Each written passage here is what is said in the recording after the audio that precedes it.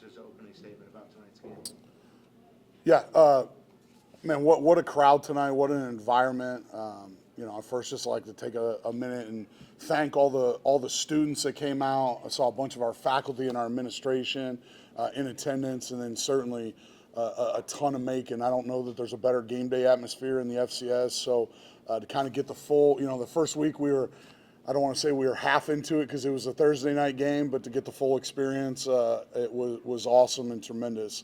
As far as the game goes, hey, our guys won a game. There's pockets of that game where we played really, really good football and made some tremendous plays in all three phases, and then there's a few other moments where we got to be better. I got to work to put them in better situations. We got to work to execute at a little bit higher rate, and we got to clean up some of the critical penalties. But all in all, it's a 3-score win at home to go to 1-0 on the day and 4-0 on the season. And I'm proud of our players. I'm proud of their perseverance and how they finished the game in the fourth quarter. You were sort of had mixed feelings about the home opener, and then 2 straight on the road that we did very well, and then you come back home again. I mean, do you sort of put your fingers on it at this point about why it was sort of a mixed bowl of good stuff? Yeah, I mean, they got good coaches and scholarships too. I mean, like that's a much improved football team, right? And we know that with where we're standing and how well we've played so far up to this point, that we're going to get everybody's best shot. And and at times we just got to work to continue to eliminate the self-inflicted stuff. We talked to our kids all week. We used the example of the Notre Dame Northern Illinois game. Notre Dame had gone down, won this huge physical battle on the road in a hostile environment, and then they came home and didn't necessarily play their best. And we knew Citadel's an improved team. We knew we had to play well to win, and we did for most of the game. And again, I'm pleased with the outcome always. Half the teams in America lose every Saturday, so we're not going to feel bad about that. But there's the good news is we sit here 4-0 and we got a bunch of stuff that we got to get better at. A lot of people rushing yards that 29 or less first 3 games, 57 tonight. You still got to be happy with that. 57 rushing yards allowed. Yeah, again, our defense continues to be fantastic against the run. To their credit, I thought their quarterback, we knew going in. I mean, again, that's a young man that had transferred in. He's a grad student from Liberty. He started games at Liberty, went on the road and beat Arkansas one year, so we knew he wasn't going to get rattled. I thought they did a pretty good job in protection. I thought our guys warmed down a little bit later in the game, and we started getting to the quarterback a little bit, not necessarily sacking him, but getting hits on him. And I thought that affected the way he threw the football down the stretch. We talked about containing them, running the ball. Dwayne, frankly, had some killer runs tonight. He broke 100 yards,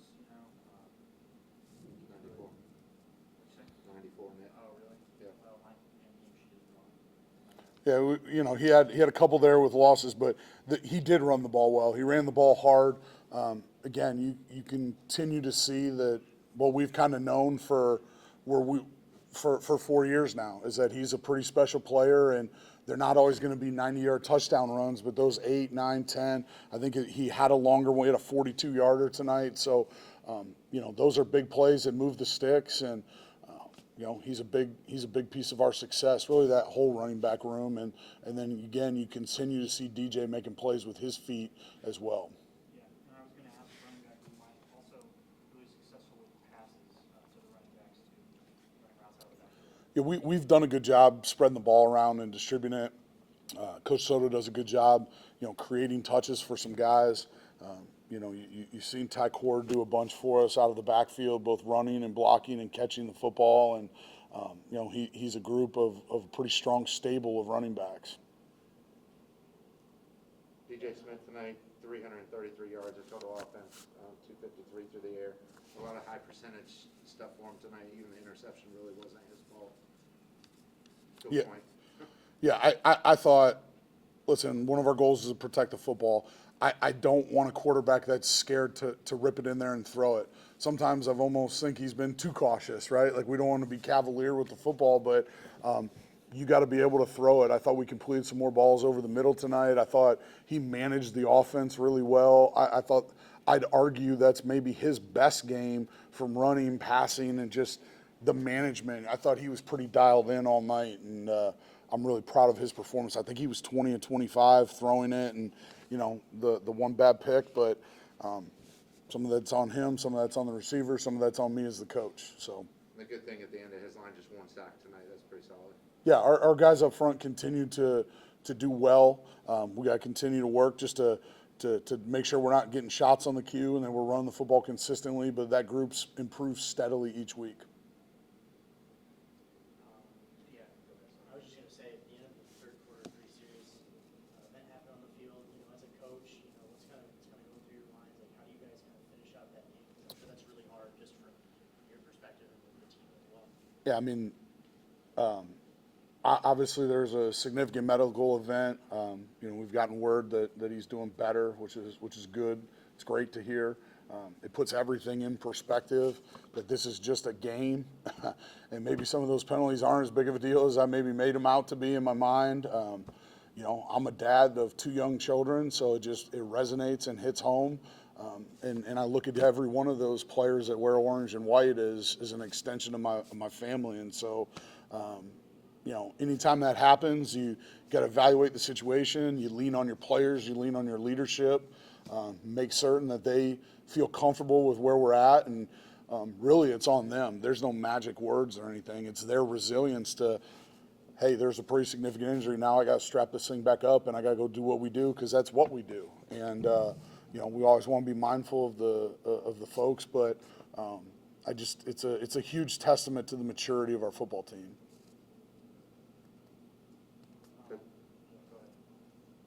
Got up to 30 straight. I went back and counted before the game. Got up to 30 straight third down conversions that you stopped. Sort of flipped the script tonight. They converted 6. We only converted 3 tonight. But I felt like when it went to fourth down, you guys came up pretty big on fourth downs tonight. Yeah, we knew that they just between what they do on special teams and a team that's trying to fight for wins, that we were going to get some extra reps that way, basically, where they'd probably go for it on some fourth down situations. That was a heck of a stretch of third down conversions, but the reality is it's not feasible to play like that for the entire season. But our kids still, 6 of 15, that's about a third. So we're still playing pretty darn good football. The last thing for me, over 33 minutes of possession time tonight, that's pretty solid as well. You're keeping that streak going to where you're controlling the ball for a majority of the Yeah, and after the medical incident, we got a big stop and hold on defense, and then we had a pretty long drive that finished with points. We'd like to see us finish the game with points, but again, we continue to move the chains pretty consistently, and I thought the game plan was really, really good. Again, I got to work to put the kids in a little bit better situation so we can execute at a higher level. Talk about going into Walford next week. Yep. Obviously, they have a bye week to sort of get ready Yeah. heading into their place next week. We'll talk about the challenge that you get with them. Yeah, I think they're 2-1 right now. Again, similar to Citadel, a team that maybe didn't have a bunch of success over the course of last season, but they finished with the win at Furman, who was a quarterfinal playoff team, and so they're capable. They have a lot of 4th, 5th, 6-year seniors that are playing football for them, and I haven't seen a bunch of them yet, but they're playing pretty good football, and they've played good teams, right? They won. I think they beat Gardner-Webb in the first game of the year, who hung tight against JMU, and who also should have probably beat Charlotte. So they beat a good team there, and then they played really tough against William and Mary. It's basically a 1-possession game. So it's going to be a heck of a game up in Spartanburg. I think the thing that stood out for me tonight was Citadel's, I guess for lack of a better term, just a vertical passing attack. I think your secondary has been kind of the first time this year they faced that kind of adversity, but I think they adjusted pretty well. What do you have to say about that?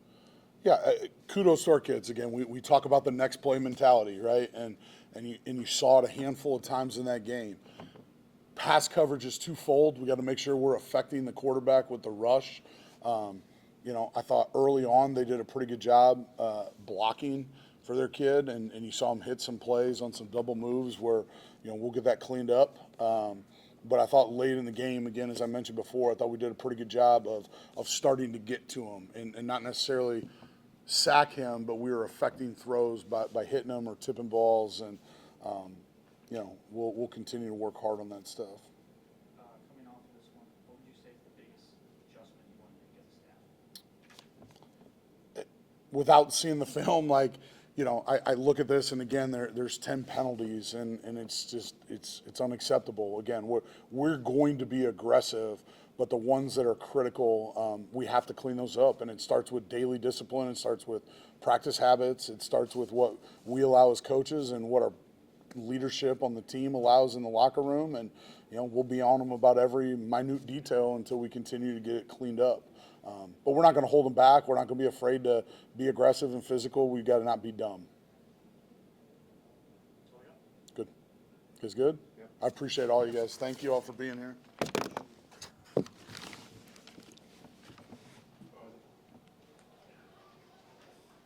Got stiff on me there.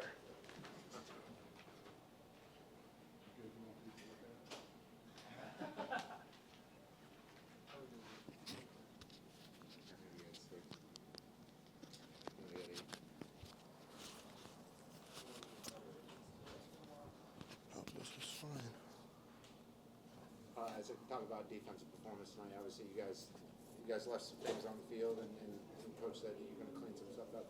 What did you see out there, and what are you guys looking forward to going into the practice to get ready for Walford? Yeah, obviously there's still a lot of improvement to make. I mean, I understand we were stopping the run, but on the back end, we gave up a lot of receiving yards and, also penalties, struggling to get off the field on third down sometimes. So we definitely got to clean that up.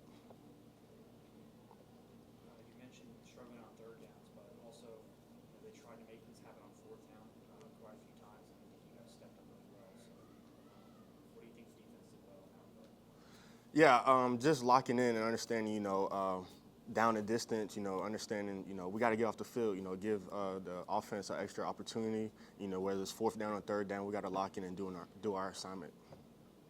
We asked Coach about this earlier, but just the event that happened in the third quarter, as a captain, as a leader of this team, what's kind of going through your mind, and how are you just getting the other guys back in the game as you're out there?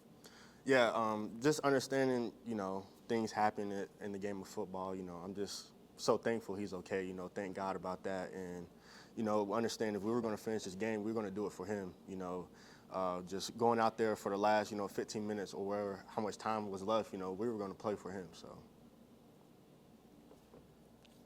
Isaac, 8 tackles tonight, and just weird that he was on hand today, but you're 2 away from catching Lance Wise for second on the all-time tackles list. So what does something like that mean to you? I know you put in a lot of work. I mean, not sure how much, being the humble guy you are, I'm not sure how much attention you pay to that, but you and Ken are pretty neck and neck as far as ways for that. What does a record like that mean to you, or what would it mean to you if you got it as you left Mercer? Yeah, I mean, it definitely means a lot, just seeing me come in as a freshman and then, continue to play at a high level, it definitely means a lot. It definitely shows my work is, paying off, so I'm excited for it, staying healthy, hopefully I catch it. 2-0 conference play so far. You're going to another conference game this week. How are you feeling as a player? It's just one win closer to the conference championship. Yeah, it's great, especially coming off, another win, 4-0, and understand this is a great conference. A lot of teams are doing way better, from especially Citadel, congrats to those guys, they've been doing way better compared to last season. So it's definitely going to be a tough year, within the conference, but we're excited to keep going. How are you seeing the guys on your side of that ball? How are you seeing them grow up, Isaac? I mean, are you seeing guys get more and more mature every game on the defensive side of the ball? Yeah, just seeing them, improving every week, that's big, taking the small mistakes, continue to just work on those things, It's funny because, sometimes it'd be like, man, we're not getting off, man, you don't think you're playing as good because the numbers don't show. But at the end of the day, the whole team is playing great, so just seeing from D-line to the secondary, everybody's been doing pretty good. So that's exciting to see. This team tonight has given us the biggest challenge so far. What was it, something that they did, or was it something that you guys did? Maybe you weren't in the right mentality, and you need to fix that going into next week? Yeah, we definitely shot ourselves in the foot. Giving up a lot a lot of yards in the passing game. That turned in not getting off the field on third downs. And, those big plays, crushed us. They end up getting points on that. And, so it was definitely on us.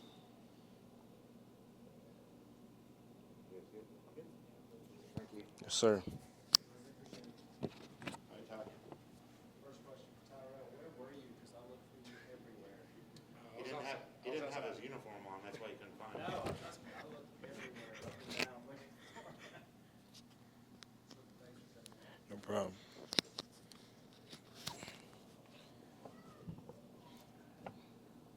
We'll talk about your game tonight. You had 2 touchdowns. I mean, you matched your season touchdown total with just 1 game. How'd that feel tonight? It felt amazing, get back out there, do what I do best, just going out there, just doing what I could do for this team. I love them guys, I would die about them guys, so just coming out there, showing what I can do what I could do was really exciting for me to get back out there.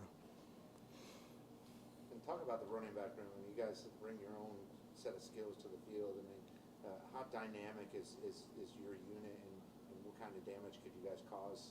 Our running back room is amazing. Like every day, come out to practice, we compete our tails off. We always trying to bet on stuff like who gonna get the most catches today or who gonna get the most yards. So just having we always just want to compete, be the best we could be, just be the most physical, most tough running backs in the SoCon.